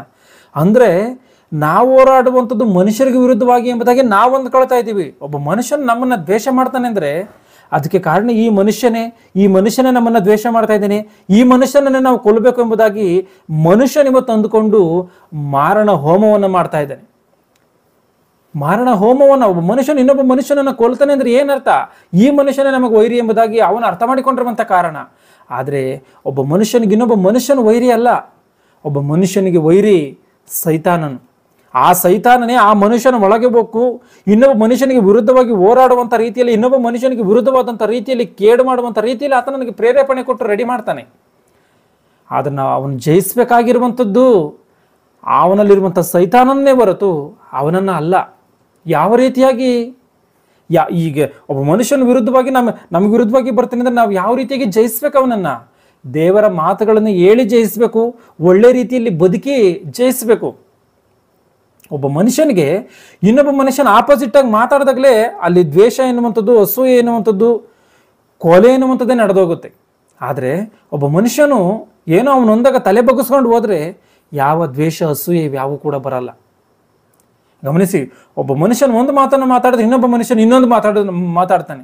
ಆ ರೀತಿಗೆ ಒಬ್ರಿಗೊಬ್ರು ಮಾತಾಡ್ಕೊಂತೀರಿ ಏನಾಗುತ್ತೆ? ಒಬ್ಬರಿಂದ ಒಬ್ಬರು ನಾಶವಾಗಿ ಹೋಗ್ತಾರೆ ಅಷ್ಟೇನೆ. ಗಮನಿಸಿ ಇಲ್ಲಿ ಏನಿದೆಯೋ, ನಾವು ಹೋರಾಡುವುದು ಮನುಷ್ಯ ಮಾತ್ರದವರ ಸಂಗಡವಲ್ಲ, ರಾಜತ್ವಗಳ ಮೇಲೆಯೂ. ರಾಜತ್ವಗಳು ಅಂದ್ರೆ ಏನು? ಇಲ್ಲ, ಅಧಿಕಾರಗಳ ಮೇಲೆಯೂ ಎಂಬುದಾಗಿದೆ. ಈ ಅಧಿಕಾರಗಳು ಅಂದ್ರೆ ಏನು? ಅಂಧಕಾರದ ಲೋಕಾಧಿಪತಿಗಳ ಮೇಲೆ. ಇದೇನಿದು ಅಂದ್ರೆ ಸೈತಾನನ ಡಿಪಾರ್ಟ್ಮೆಂಟು. ಇವತ್ತು ದೇವರು ಸೈತಾನನನ್ನ ಪರಲೋಕದಿಂದ ದೊಬ್ಬಿದ್ದಾರಲ್ಲ, ಆ ಸೈತಾನನು ಒಬ್ಬನೇ ಈ ಭೂಮಿ ಮೇಲೆ ಬಿದ್ದಿಲ್ಲ. ಆತನು ಎಷ್ಟೋ ಜನ, ಯಾಕಂದ್ರೆ ಪ್ರಕಟಣೆ ಗ್ರಂಥದಲ್ಲಿ ನೋಡುವಾಗ ಕೋಟ್ಯಾನು ಕೋಟಿ ದೇವದೂತರುಗಳು ಇದ್ದಾರೆ ಎನ್ನುವಂಥದ್ದು ನಮಗೆ ಸ್ಪಷ್ಟವಾಗಿ ಗೊತ್ತಾಗುತ್ತೆ. ಆ ಒಂದು ಕೋಟ್ಯಾನು ಕೋಟಿ ದೇವದೂತರುಗಳಲ್ಲಿ ಈ ದೇವದೂತರುಗಳಲ್ಲಿ ಎಷ್ಟು ಜನವನ್ನು ಆತನ ಕೆಡಿಸಿದನೋ ಯಾರಿಗೆ ಗೊತ್ತಿದೆ? ಗಮನಿಸಿ, ಇವತ್ತು ಪ್ರಪಂಚದಲ್ಲಿರುವಂಥ ಜನಸಂಖ್ಯೆ 800 ಕೋಟಿ. ಆದರೆ ಕೋಟ್ಯಾನು ಕೋಟಿ ದೇವದೂತರುಗಳು ಆ ಒಂದು ಪರಲೋಕದಲ್ಲಿ ಇದ್ದಾರೆ. ಆ ಪರಲೋಕದಲ್ಲಿರುವಂಥ ಎಷ್ಟೋ ಜನ ದೇವದೂತರನ್ನ ಆತನ ವಶ ಮಾಡ್ಕೊಂಡಿದ್ದಾನೆ. ದೇವರಿಗೆ ವಿರುದ್ಧವಾಗದಂಥ ರೀತಿಯಲ್ಲಿ ಯುದ್ಧಕ್ಕೆ ನಿಲ್ಲಬೇಕು ಅಂದ್ರೆ ಸಾಮಾನ್ಯವಾದಂಥ ಕಾರ್ಯ ಅಲ್ಲ. ಬಹುಮಂದಿ ದೇವದೂತರು ಇವನ ಪಕ್ಷವನ್ನು ಸೇರ್ಕೊಂಡಾಗಲೇ ಇವನಿಗೆ ಇಂಥ ಒಂದು ಗರ್ವ ಬಂದಿದೆ, ಆ ರೀತಿಯಾಗಿ ಯುದ್ಧ ಮಾಡೋದಕ್ಕೆ ಸಿದ್ಧನಾಗಿದ್ದಾನೆ. ಆ ರೀತಿಯಾಗಿ ಇಷ್ಟು ಮಂದಿಯನ್ನ ಇವನ ಪಕ್ಷವನ್ನು ಸೇರಿಸ್ಕೊಂಡಿರುವಂಥವನು ಎಲ್ಲರನ್ನ ಡಿಪಾರ್ಟ್ಮೆಂಟ್ ಮಾಡಿದ್ದಾನೆ. ಕೆಲವು ದೇವದೂತರುಗಳ ಮೇಲೆ ಕೆಲವರು ಅಧಿಕಾರಿಗಳನ್ನು ಇಟ್ಟು ನೀವು ಇಂತಿಂಥ ಕಾರ್ಯಗಳನ್ನು ಮಾಡ್ರಿ ಎಂಬುದಾಗಿ ಆತನ ಹೇಳಿದ್ದಾನೆ. ಅದೇ ಬರೆಯಲ್ಪಟ್ಟಿರುವಂಥದ್ದು. ರಾಜತ್ವಗಳ ಮೇಲೆಯೂ ಅಧಿಕಾರಗಳ ಮೇಲೆಯೂ ಈ ಅಂಧಕಾರದ ಲೋಕಾಧಿಪತಿಗಳ ಮೇಲೆಯೂ. ಈ ಅಂಧಕಾರದ ಲೋಕಾಧಿಪತಿಗಳು ಅಂದ್ರೆ ದೇವರ ವಾಕ್ಯಕ್ಕೆ ವಿರುದ್ಧವಾಗಿರುವಂಥ ಕಾರ್ಯಗಳನ್ನು, ಕಾನೂನುಗಳನ್ನು ತರುವಂಥವ್ರು ಇದ್ದಾರೆ. ಮತಾಂತರವಾಗಬಾರ್ದು, ಅದಾಗಬಾರ್ದು, ಇದಾಗಬಾರ್ದು ಎನ್ನುವಂಥ ರೀತಿಯಲ್ಲಿ ಎಷ್ಟೋ ಕಾರಣಗಳನ್ನು ಮಾಡಿದ್ದಾರೆ. ಅಂದ್ರೆ ಇವರೆಲ್ಲರಿಗೂ ಯಾವ ರೀತಿಯಾಗಿ ಹೋರಾಡಬೇಕು? ದೇವರ ಸಹಾಯವನ್ನು ಹೊಂದಿಕೊಂಡು ಸತ್ಯದ ಮಾತುಗಳನ್ನು ಹೇಳ್ತಾ ಬೈಬಲಲ್ಲಿ ಏನಿದೆಯೋ ಆ ಸತ್ಯವನ್ನು ತಿಳಿಸ್ಬೇಕು. ಯಾಕೆಂದರೆ ಮನುಷ್ಯನ ಇವತ್ತು ಕ್ರೈಸ್ತರಾಗಿ ಬೈಬಲ್ನ ಸರಿಯಾದಂಥ ರೀತಿಯಲ್ಲಿ ಅರ್ಥ ಮಾಡಿಕೊಳ್ಳದೆ ಬೈಬಲಲ್ಲಿರುವಂಥ ಮಾತುಗಳಿಗೆ ವ್ಯತಿರೇಕವಾಗಿ ಜೀವಿಸ್ತಾ ಇರುವಂಥ ಕಾರಣವೇ ಮನುಷ್ಯನ ಇವತ್ತು ತಪ್ಪಾಗಿ ಅರ್ಥ ಮಾಡ್ಕೊಳ್ತಾ ಇದ್ದಾನೆ. ಕ್ರೈಸ್ತವ್ಯ ಅಂದರೆ ಇಷ್ಟೇನೇನೆ? ಕ್ರೈಸ್ತವ್ಯ ಅಂದರೆ ಇವರೇನೋ ಈ ರೀತಿಯಾಗಿ ಮಾಯಿಂದ ಜೀವಿಸ್ತಾರೆ, ಕ್ರೈಸ್ತರು ಅಂದ್ರೆ ಎಲ್ಲ ಸುಳ್ಳು, ಸ್ವಸ್ಥತೆ ಅದ್ಭುತಗಳು ಅಂತ ಹೇಳ್ತಾರೆ, ಯಾವುದೂ ಆಗಲ್ಲ ಅಂತಾನೆ. ಆ ರೀತಿಯಾಗಿ ನಾವೇನು ಮಾಡಬೇಕು? ಇರೋ ಸತ್ಯವನ್ನು ನಾವು ಅವರಿಗೆ ತಿಳಿಸಿ ಹೇಳಬೇಕು. ಆವಾಗಲೇ ಸರಿಯಾದಂಥ ರೀತಿಯಲ್ಲಿ ಯುದ್ಧವನ್ನು ಮಾಡೋದಕ್ಕೆ ಸಾಧ್ಯ. ಆಕಾಶ ಮಂಡಲದಲ್ಲಿರುವ ದುರಾತ್ಮಗಳ ಸೇನೆಯ ಮೇಲೆಯೂ ಆಕಾಶ ಮಂಡಲದಲ್ಲಿ ದುರಾತ್ಮಗಳಿದೆಯಂತೆ. ಗಮನಿಸಿ, ನಮ್ಮ ಆತ್ಮಕ್ಕೆ ಈ ಒಂದು 5 ಅಡಿ 6 ಅಡಿ ಇರುವಂಥ ಈ ಒಂದು ಶರೀರದಲ್ಲಿ ಆತ್ಮ ಬಂಧಿಸಲ್ಪಟ್ಟಿದೆ. ಈ ಶರೀರದ ಆಕಾರ ಎಷ್ಟು? 5 ಅಡಿ ಇಲ್ಲ 6 ಅಡಿ. ಆದರೆ ನಮ್ಮ ಆತ್ಮದ ಆಕಾರ ಎಷ್ಟು ಅಂತ ನೋಡುವಾಗ ಈ ಭೂಮಿ ಆಕಾಶಗಳು ಸಾಕಾಗಲ್ಲ. ಇದು ನಾವೇನು ಅಂದ್ಕೊಂಡಿದ್ದೀವಿ ಅಂದರೆ ದೇವರಿಗೆ ಆಕಾಶನ ಸಿಂಹಾಸನ, ಭೂಮಿನೇ ಪಾದಪೀಠ ಎಂಬುದಾಗಿ ನಾವು ದೇವರನ್ನ ಮಾತ್ರವೇ ಆ ರೀತಿಯಾಗಿದ್ದಾನೆ, ನಾವೆಲ್ಲ ಚಿಕ್ಕವರು ಎಂಬುದಾಗಿ ಅಂದ್ಕೊಂಡಿದ್ದೀವಿ. ನಮ್ಮ ಆತ್ಮ ನಮ್ಮ ದೇಹದಿಂದ ಹೊರಗಡೆ ಬಂತು ಅಂದ್ಕೊಳ್ಳಿ, ಈ ಆಕಾಶಗಳು ಸಾಕಾಗಲ್ಲ. ಈ ಭೂಮಿ ಆಕಾಶಗಳು ಸಾಕಾಗದೆ ಇರುವಂಥ, ಭೂಮಿ ಆಕಾಶಗಳು ಹಿಡಿಸದೇ ಇರುವಂಥ ರೂಪವೂ ನಮ್ಮದು. ಆ ರೀತಿಯಾಗಿರುವಾಗ ಈ ಸೈತಾನನ ಆತ್ಮಗಳಿಗೂ ಕೂಡ ಅಂಥ ಆಕಾರ ಇದೆ ಅಂತ ನೋಡುವಾಗ ಅಂಥ ಆಕಾರಗಳಿದೆ. ನಾವು ಅಂದ್ಕೊಂಡಂಗೆಲ್ಲ ಭೂಮಿಯ ಮೇಲೆ ಮರದ ಮೇಲೆ ಕುಂತಿದೆ, ಅಲ್ಲಿ ಕುಂತಿದೆ, ಮಶಾಣದಲ್ಲಿ ಕುಂತಿದೆ ದೆವ್ವ ಅಂತೇಳಿ ನಾವು ಈ ರೀತಿಯಾಗಿ ಅಂದ್ಕೊಂತೀವಿ. ಅದು ತಪ್ಪಿದು. ಆಕಾಶ ಮಂಡಲದಲ್ಲಿರುವ ದುರಾತ್ಮಗಳ ಸೇನೆಯ ಮೇಲೆಯೂ ನಾವು ಹೋರಾಡುವವರಾಗಿದ್ದೇವೆ. ಅಂದರೆ ಈ ಒಂದು ದುರಾತ್ಮ ಸೇನೆಯೇ ಇದೆ. ಆ ಸೇನೆಯ ಮೇಲೆ ನಾವು ನಮ್ಮ ಹೋರಾಟಗಳು ಏನೋ ಮನುಷ್ಯ ಮಾತ್ರದವರ ಸಂಗಡ ಅಲ್ಲ ಅಂತೇಳಿ ಸರಿಯಾದಂಥ ರೀತಿಯಲ್ಲಿ ಅರ್ಥ ಮಾಡ್ಕೊಳ್ಬೇಕು. ಈ ಯುದ್ಧ ಇವತ್ತು ನಡೀತಾ ಇದೆ. ಇದು ಯಾವತ್ತೂ ಮುಂದೆ ನಡೆಯುವಂಥ ಯುದ್ಧ ಅಲ್ಲ. ಯಾವತ್ತೂ ಈ ಭೂಮಿ ಮೇಲೆ ಸೈತಾನನು ಈ ಭೂಮಿ ಮೇಲೆ ಎಂಟ್ರಿಯನ್ನು ಕೊಟ್ಟನೋ, ಆದಾಮನು ಮೊದಲುಗೊಂಡು ಇವತ್ತಿನವರೆಗೂ ಕೂಡ ಆವತ್ತೂ ನೋಡುವಾಗ ಸೈತಾನನು ಎಷ್ಟೋ ಜನವನ್ನು ಹಾಳು ಮಾಡೋದಕ್ಕೋಸ್ಕರ ನೋಡಿದ್ದಾನೆ. ಎಷ್ಟೋ ಜನ ಕೆಲವರು ಹಾಳಾಗಿ ಹೋಗಿದ್ದಾರೆ, ಕೆಲವರು ನೀತಿವಂತರಾಗಿ ಬದುಕಿದ್ದಾರೆ. ಆದರೆ 1ನೇ ಶತಮಾನದಿಂದ ಇತ್ತೀಚೆಗೆ ನೋಡುವಂಥದ್ದಾದರೆ ಭಯಂಕರವಾದಂಥ ರೀತಿಯಲ್ಲಿ ಹೋರಾಡ್ತಾ ಇದ್ದಾನೆ. ಭಯಂಕರ ರೀತಿಯಲ್ಲಿ ನೀತಿವಂತರಿಗೆ ಹಿಂಸೆಯನ್ನು ಕೊಡ್ತಾ ಇದ್ದಾನೆ. ಇವೆಲ್ಲವನ್ನು ನಾವು ಅರ್ಥ ಮಾಡಿಕೊಂಡಂಥವರಾಗಿ ಇವತ್ತು ನಡೀತಾ ಇರುವಂಥ ಈ ಒಂದು ಯುದ್ಧದಲ್ಲಿ ನಾವು ಜಯಶಾಲಿಗಳಾಗಿ ಜಯಶೀಲರಾಗಿ ನಾವು ನಿಲ್ಲಬೇಕಾದ್ರೆ ದೇವರ ಮಾತುಗಳನ್ನು ಸರಿಯಾದಂಥ ರೀತಿಯಲ್ಲಿ ಅರ್ಥ ಮಾಡಿಕೊಂಡು ಅಜ್ಞಾನವಾಗಿ ಮಾತನಾಡುವಂಥವರು ಯಾವನೇ ಆಗಿರಲಿ ಅವನನ್ನು ಖಂಡಿಸಿ, ಗದರಿಸಿ, ಎಚ್ಚರಿಸಿ ಅವನಿಗೆ ಬುದ್ಧಿಯನ್ನೇ ಹೇಳಬೇಕು. ಅನ್ಯಾಯವಾಗಿ ಮಾತನಾಡುವಂಥವ್ರ ಬಾಯನ್ನು ಕಟ್ಟಬೇಕು ಎನ್ನುವಂಥದ್ದಾಗಿ ಸ್ಪಷ್ಟವಾಗಿ ದೇವರ ವಾಕ್ಯವೇ ಹೇಳಿದೆ. ಆಗಿರುವಂಥ ಕಾರಣ ಯಾಕೆಂದರೆ 1ನೇ ಶತಮಾನದಲ್ಲಿ ನಡೆದಿರುವಂಥ ಕಾರ್ಯಗಳನ್ನು ನೋಡುವಂಥದ್ದರೆ ಸೈತಾನನು ಎಷ್ಟರ ಮಟ್ಟಿಗೆ ದೇವ ಭಕ್ತರ ಮೇಲೆ ಹೋರಾಡಿದನೋ, ಅವನು ಎಷ್ಟರ ಮಟ್ಟಿಗೆ ಯುದ್ಧದಲ್ಲಿ ಕೆಲವು ಸರಿ ಆತನು ಜಯವನ್ನು ಸಾಧಿಸಿದನೋ ಅವೆಲ್ಲವೂ ಗೊತ್ತಾಗುತ್ತೆ. ಕೆಲವರು ನಮ್ಮ ಈ ಒಂದು ಸಮಯದಲ್ಲಿ ನೋಡುವಾಗ ಸೊಲೊಮೋನನನ್ನು ಅಂಥ ಒಂದು ದೇವರ ಜ್ಞಾನವನ್ನು ಹೊಂದ್ಕೊಂಡಂಥವನೇ ಹೆಣ್ಣಿನ ಮೂಲಕವಾಗಿ ನಾಶ ಮಾಡಿದ್ದಾನೆ. ಹೆಣ್ಣಿನ ಮೂಲಕವಾಗಿ ಆತನನ್ನು ಜಯಿಸಿದ್ದಾನೆ. ಕೆಲವು ಭಕ್ತರುಗಳು ಕೂಡ ಇದ್ದಾರೆ, ಅವ್ರಿಗೆ ಶ್ರಮೆಗಳು ಬಂದಿದೆ. ನೋಡುವಾಗ ಶ್ರಮೆಗಳು ಬಂದಿದೆ. ಪೌಲನಿಗೆ ಬಂದಿರುವಂಥ ಶ್ರಮೆಗಳನ್ನು ಒಂದ್ಸರಿ ನೋಡುವಂಥದ್ದಾದರೆ 2 ಕೊರಿಂಥ 11ನೇ ಅಧ್ಯಾಯವನ್ನು ತೆಗಿರಿ. 2 ಕೊರಿಂಥ 11ನೇ ಅಧ್ಯಾಯ 23ರಿಂದ ಹೌದು. ಅವರಿಗಿಂತ ನಾನು ಹೆಚ್ಚಾಗಿ ಸೇವೆ ಮಾಡುವವನಾಗಿದ್ದೇನೆ, ಬುದ್ಧಿ ಸ್ವಾಧೀನವಿಲ್ಲದವನಾಗಿ ಮಾತಾಡುತ್ತೇನೆ. ಆದರೆ ಆತನ ಸೇವೆಯಲ್ಲಿ ಅವರಿಗಿಂತ ಹೆಚ್ಚಾಗಿ ಪ್ರಯಾಸ ಪಟ್ಟೆನು, ಹೆಚ್ಚಾಗಿ ಸೆರೆಮನೆಗಳೊಳಗೆ ಬಿದ್ದೆನು, ಮಿತಿ ಮೀರಿ ಪೆಟ್ಟುಗಳನ್ನು ತಿಂದೆನು, ಅನೇಕ ಸಾರಿ ಮರಣದಪಾಯೊಳಗೆ ಸಿಕ್ಕಿಕೊಂಡೆನು. 5 ಸಾರಿ ಯಹೂದ್ಯರಿಂದ ನನಗೆ ಒಂದು ಕಡಿಮೆ 40 ಪೆಟ್ಟುಗಳು ಬಿದ್ದವು. 3 ಸಾರಿ ಸರ್ಕಾರದವರು ಚಡಿಗಳಿಂದ ನನ್ನನ್ನು ಹೊಡೆಸಿದರು. 1 ಸಾರಿ ಜನರು ನನ್ನನ್ನು ಕೊಲ್ಲುವುದಕ್ಕೆ ಕಲ್ಲೆಸೆದರು. 3 ಸಾರಿ ನಾನಿದ್ದ ಹಡಗು ಒಡೆದು ಹೋಯಿತು. ಒಂದು ರಾತ್ರಿ ಒಂದು ಹಗಲು ಸಮುದ್ರದ ನೀರಿನಲ್ಲಿ ಕಳೆದೆನು. ಆತನ ಸೇವೆಯಲ್ಲಿ ಎಷ್ಟೋ ಪ್ರಯಾಣಗಳನ್ನು ಮಾಡಿದೆನು. ನದಿಗಳ ಅಪಾಯಗಳು, ಕಳ್ಳರ ಅಪಾಯಗಳು, ಸ್ವಂತ ಜನರಿಂದ ಅಪಾಯಗಳು, ಅನ್ಯ ಜನರಿಂದ ಅಪಾಯಗಳು, ಪಟ್ಟಣದಲ್ಲಿ ಅಪಾಯಗಳು, ಕಾಡಿನಲ್ಲಿ ಅಪಾಯಗಳು, ಸಮುದ್ರದಲ್ಲಿ ಅಪಾಯಗಳು, ಸುಳ್ಳು ಸಹೋದರರೊಳಗೆ ಇರುವಾಗ ಅಪಾಯಗಳು ನನಗೆ ಸಂಭವಿಸಿದವು. ಪ್ರಯಾಸ ಪರಿಶ್ರಮಗಳಿಂದ ಕೆಲಸ ನಡೆಸಿ ಅನೇಕ ಸಾರಿ ನಿದ್ದೆಗೆಟ್ಟು, ಹಸಿವೆ ಬಾಯಾರಿಕೆಗಳನ್ನು ಪಟ್ಟು, ಅನೇಕ ಸಾರಿ ಉಪವಾಸವಾಗಿಯೂ ಚಳಿಯಲ್ಲಿಯೂ ವಸ್ತ್ರವಿಲ್ಲದೆಯೂ ಇದ್ದು ಆತನನ್ನು ಸೇವಿಸಿದ್ದೇನೆ. ಸಾಕು, ಗಮನಿಸಿ. ಅಂದರೆ ಒಬ್ಬ ಮನುಷ್ಯನು ನೀತಿವಂತನಾಗಿ ಬದುಕುವುದಕ್ಕೆ ಆತನು ಪ್ರಯತ್ನ ಪಟ್ಟರೆ, ಜೀವಿಸೋದಕ್ಕೆ ಮನಸ್ಸನ್ನು ಮಾಡಿ ಆ ರೀತಿಯಾಗಿ ಜೀವಿಸೋದಕ್ಕೆ ಆತನು ಸಿದ್ಧನಾದರೆ ಸೈತಾನನು ಯಾವ ರೀತಿಯಾದಂಥ ಟಾರ್ಚರ್ಗಳನ್ನು ಮಾಡ್ತಾನೋ ಅಂತ. ಅಂದರೆ ದೇವರ ವಿಷಯದಲ್ಲಿ ಉನ್ನತವಾಗಿ ಸೇವೆ ಮಾಡುವಂಥವನು ಪಟ್ಟಿರುವಂಥ ಪಾಠಗಳನ್ನು ಗಮನಿಸಿ. ಸ್ವಂತ ಜನರಲ್ಲಿ ಇರುವಾಗ ಅಪಾಯಗಳು, ಸಮುದ್ರದಲ್ಲಿ ಅಪಾಯಗಳು, ಕಾಡಿನಲ್ಲಿ ಅಪಾಯಗಳು. ಅಂದರೆ ಇವು ಯಾಕೆ ಅಪೊಸ್ತಲರ ಕೃತ್ಯಗಳನ್ನು ನೋಡುವಂಥದ್ದಾದರೆ ಹಾಸ್ಯ ಸೀಮೆಯಲ್ಲಿ ಪೌಲನಿಗೆ ವ್ಯತಿರೇಕವಾದಂಥ ರೀತಿಯಲ್ಲಿ ಜೀವಿಸ್ತಾರೆ, ವ್ಯತಿರೇಕವಾದಂಥ ರೀತಿಯಲ್ಲಿ ಮಾತನಾಡ್ತಾರೆ. ಪೌಲನನ್ನು ಕೊಲ್ಲಬೇಕು ಎಂಬುದಾಗಿ ನೋಡ್ತಾರೆ.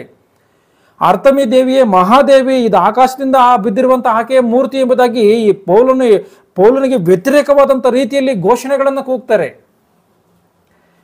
ಆಲೋಚನೆ ಮಾಡಿ, ಸೈತಾನನು ಎಷ್ಟರ ಮಟ್ಟಿಗೆ ಮನುಷ್ಯನನ್ನ ಟಾರ್ಗೆಟ್ ಮಾಡ್ಕೊಳ್ತಾನೋ ಅಂತಾನ. ಮತ್ತೆ 2 ತಿಮೋತಿ 3:12 ಗಮನಿಸಿ. 2 ತಿಮೋತಿ 3ನೇ ಅಧ್ಯಾಯ 12ನೇ ವಚನವನ್ನ.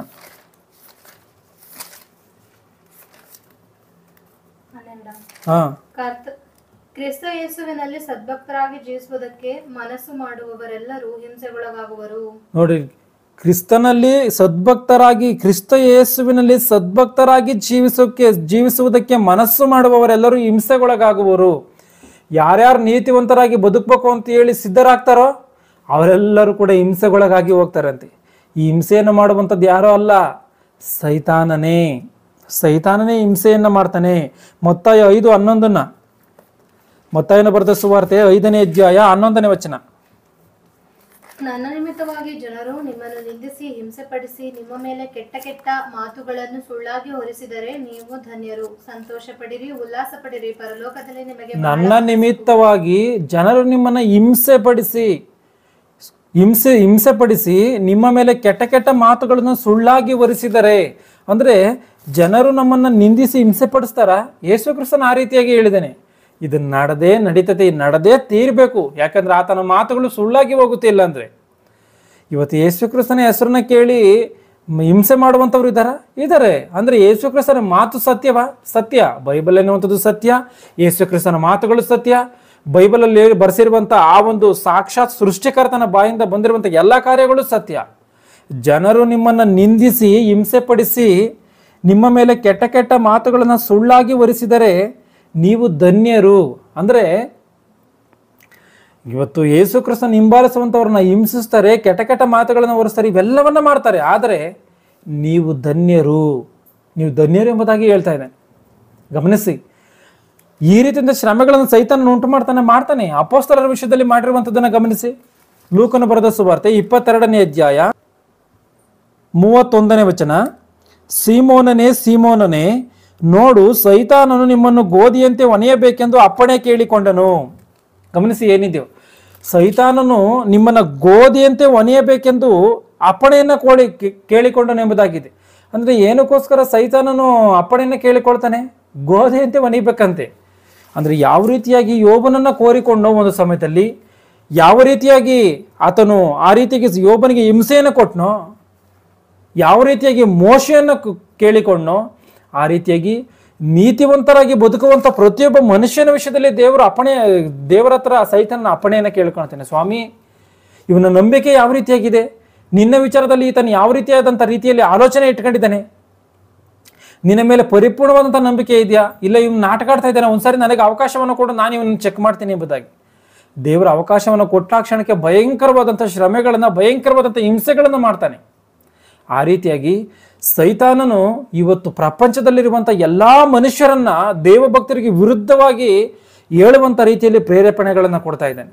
ಆ ರೀತಿಯಾಗಿ ಅವರೆಲ್ಲರೂ ಕೂಡ ಒಂದು ಸಮಯದಲ್ಲಿ ಆ ಗೋಗ್ ಎನ್ನುವಂಥ ರಾಜನು, ಮಾಗೋಗ್ ಎನ್ನುವಂಥ ಆ ಒಂದು ಜನಾಂಗಗಳು ಇವರೆಲ್ಲರೂ ಸೇರಿ ಯಾವ ರೀತಿಯಾಗಿ ಇಸ್ರಾಯೇಲರಿಗೆ ವಿರುದ್ಧವಾಗಿ ಹೋರಾಡಿದ್ರೋ, ಆ ರೀತಿಯಾಗಿ ಮಾಗೋಗ್ ಎನ್ನುವಂಥ ಆ ಒಂದು ಜನಗಳ, ಆ ಒಂದು ರಾಜನ ಗುಣವುಳ್ಳಂಥವರು ಭೂಮಿ ಮೇಲೆ ಎಲ್ಲ ಕಡೆ ಇದ್ದುಕೊಂಡು ದೇವರ ಮಕ್ಕಳಿಗೆ ವಿರುದ್ಧವಾಗಿ ಹೋರಾಡ್ತಿದ್ದಾರೆ ಹೊರತು, ಈ ಮಾಗೋಗ್ ಅಂದ್ರೆ ಏನೋ ರಷ್ಯಾಗೂ ಮತ್ತು ಅಮೆರಿಕಾಗೂ ನಡೆಯುವಂಥ ಯುದ್ಧ ಮಾತ್ರವೇ ಅಂದ್ಕೊಂಡ್ರೆ ತಪ್ಪು. ಆಗಿರುವಂಥ ಕಾರಣ ಈ ಒಂದು ಮಾಗೋಗ್ ಎನ್ನುವಂಥ ಜನಾಂಗಗಳಿಗೆ, ಆ ಒಂದು ಜನಾಂಗಗಳ ಸ್ವಭಾವ ಉಳ್ಳುವಂಥ ಈ ಮನುಷ್ಯರಿಗೆ ವಿರುದ್ಧವಾದಂಥ ರೀತಿಯಲ್ಲಿ ನಾವು ಹೋರಾಡಬೇಕು ಅಂದರೆ ದೇವರ ಮಾತುಗಳನ್ನು ಸರಿಯಾದಂಥ ರೀತಿಯಲ್ಲಿ ಅರ್ಥ ಮಾಡಿಕೊಂಡು ದೇವರಿಗೋಸ್ಕರ ಸರಿಯಾದಂಥ ರೀತಿಯಲ್ಲಿ ಬದುಕುವುದಕ್ಕೆ ಸಿದ್ಧರಾಗಬೇಕು. ಅನ್ಯಾಯವಾಗಿ ಮಾತನಾಡುವಂಥವ್ರ ಬಾಯನ್ನು ಕಟ್ಟಬೇಕು, ಸತ್ಯ ಸುವಾರ್ತೆಯನ್ನು ಲೋಕಕ್ಕೆಲ್ಲ ಸಾರಬೇಕು, ಜಯಶಾಲಿಗಳಾಗಿ ಜೀವಿಸಬೇಕು. ಆಗ ಮಾತ್ರವೇ ಪರಲೋಕ. ಎಲ್ಲರೂ ಕಣ್ಣುಗಳನ್ನು ಮುಚ್ಚಿ ಪ್ರಾರ್ಥನೆ